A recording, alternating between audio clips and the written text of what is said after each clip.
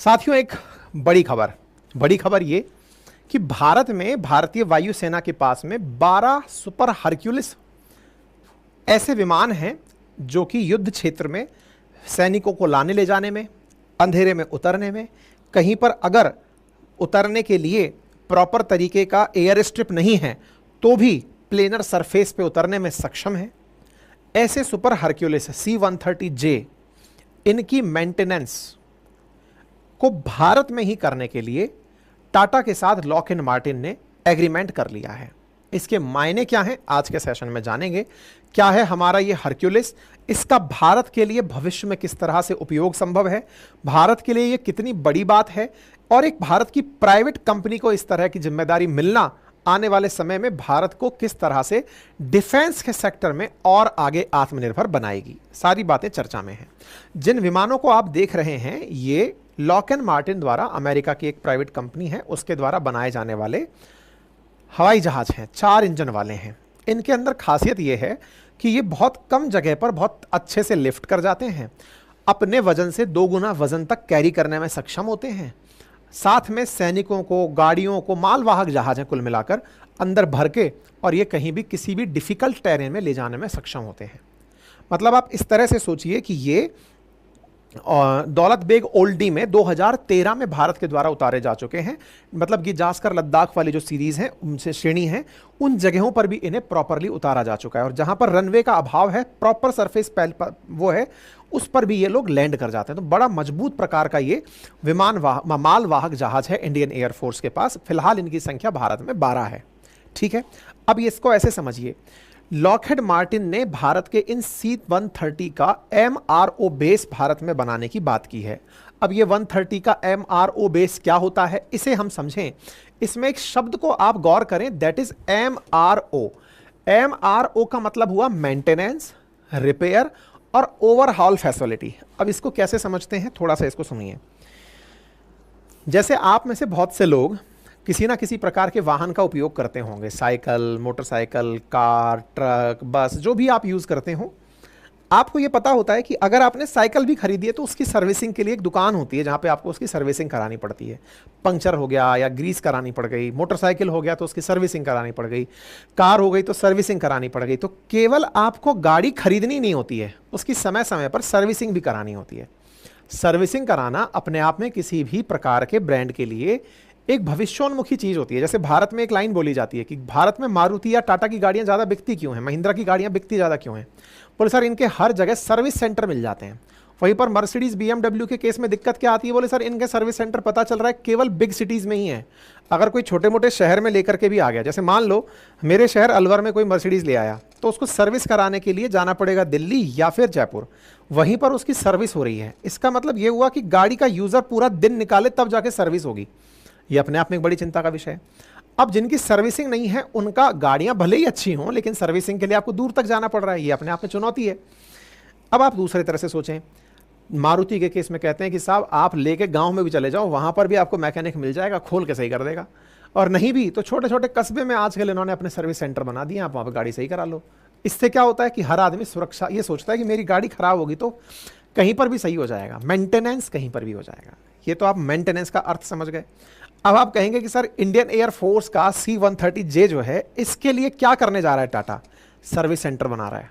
आसान भाषा में तो ये है, मतलब टाटा का अब मेंटेनेंस, रिपेयर और ओवरऑल का मतलब है कि कल को मान लो कि कोई जीर्ण शीर्ण हालत में लाकर कोई पकड़ दिया आपके पास कि सर इसको दोबारा नया बनाना है, बोले कर देंगे। जैसे नहीं होता, गाड़ी का एक्सीडेंट हो गया, मान लो एक्सीडेंट हो गया तो भी तो सर्विस सेंटर पे जाकर के उसके अंदर सारे अस्थि पंजर लगा के फिट किया जाता है, उसको फिर से नया बनाया जाता है।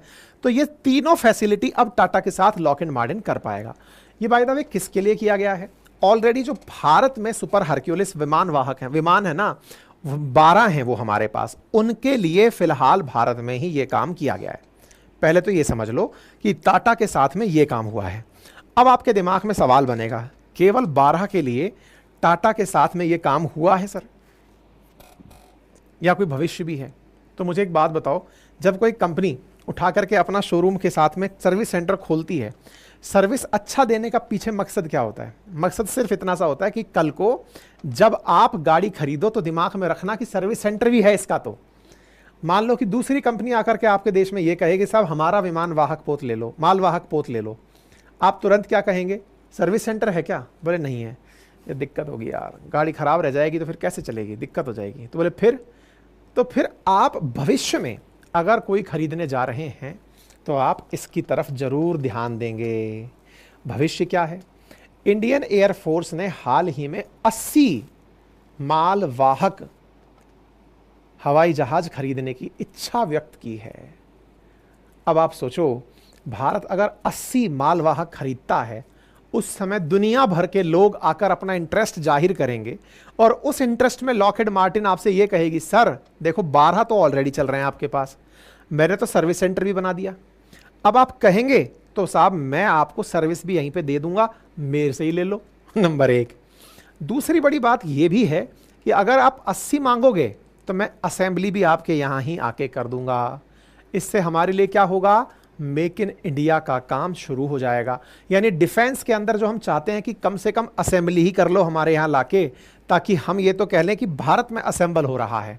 असेंबल से मतलब जैसे कि बहुत सारी चीज़ आपने शॉर्ट मतलब मंगा के खरीदी और यहीं पर आके कस दी, पंख आ गया, इंजन आ गया, सब यहीं पर आकर के कस दिया और उसको बना के उड़ा दिया। ठीक है, तो ये दोनों फैसिलिटीज को ध्यान में रखते हुए C-130J manufacturing and assembly in India to produce aircraft IAF medium transport programme subject to US and Indian government approval.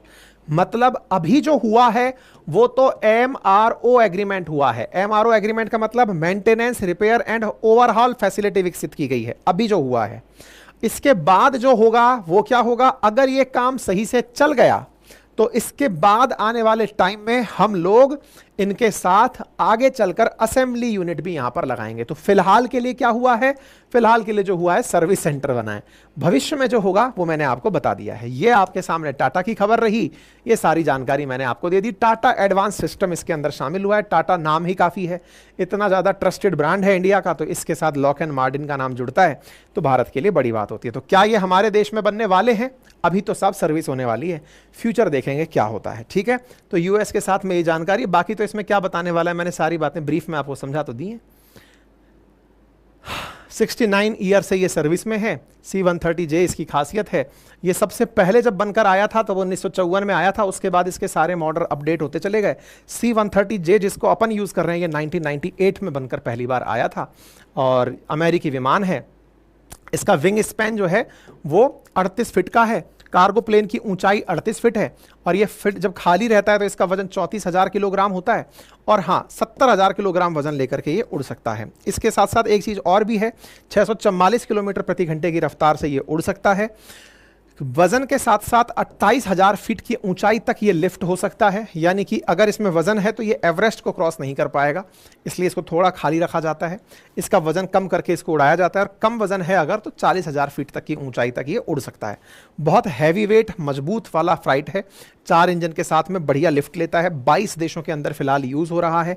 Afghanistan Iraq war में अमेरिका ने इसको यूज किया है। उनका तो तरीका ही ये है कि दुनिया भर के युद्ध में इनका यूज करो ताकि लोगों को लग जाए कि दमदार है तो बोले ले लो, फिर तो सबको बेचने का तरीका ये है इनका। कनाडा भी इसको यूज करता है, कई नाटो देश इसको यूज करते हैं। भारतीय वायुसेना में ये 2013 के अंदर गोल्डी जो दौलत बेग ओल्डी जो एयर स्ट्रिप है जो 16,000 फीट की ऊंचाई पर है वहां पर ये सक्सेसफुल लैंडिंग कर चुका है। ये हमारे लिए है। ठीक है, तो उम्मीद है कि आप लोगों को सारी जानकारी इस प्रकार से, मतलब बिना उसके भी ये उतर गया था, यहाँ पर कोई भी वो नहीं था, उसके बावजूद भी ये प्रॉपर तरीके से उतर गया था।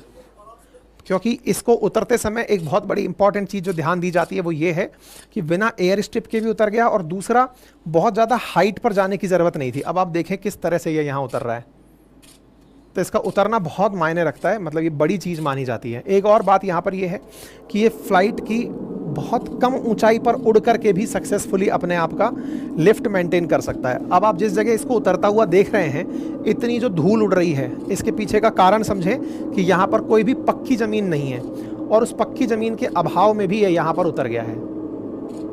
इस तस्वीर को देख के आप अंदाज़ा लगा सकते हैं, इतनी मिट्टी उड़ रही है यहाँ पे। इस मिट्टी वाले कच्चे वाले क्षेत्र पर भी ये उतर गया था। ठीक है, तो ये हमने आपको बताया किस प्रकार से इसकी लैंडिंग हुई थी, ये सारी जानकारी मैं आपको दे चुका हूँ। बाकी ठीक है, मतलब ये सारी कॉमन जानकारी है।